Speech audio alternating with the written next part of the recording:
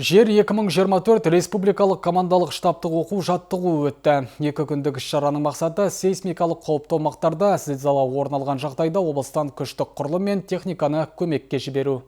Батыс Қазақстан облысы төтенше жағдайлар департаментінің жеке құрамы жерасты дүмпуі орын алған Алматы қаласының Алатау ауданындағы сейсмикалық қауіпті аумаққа көмекке баруға тас түйін дайын. Ол үшін арнайы іс-әрекет жоспары жасалған. Өңірден жеке құрамнан 1000-нан аса адам, 246 техника жолданбақ. Олар дабыл іске қосылған кезде тұрғындарды қауіпсіз орынға эвакуациялау, тізімге алу және жарақат алғандарға алғашқы медициналық жәрдем беру әрекетін тағы бір пысықтады. Республикалық деңгейдегі мұндай оқу жаттығулар құтқару қызметтерінің бірлескен іс-қимыл үйлестіру үшін маңызды.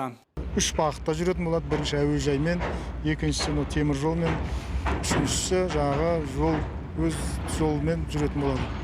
Сондықтан қазір бүгінгі таңда темір жолмен атқаратын күш құралдарды практикалық түрде пысықтап жатырмыз. Ол деген жаңағы қауіп төнгенде біздің күш құралымыз, біздің басқару органдарымыз дайын болу қажет.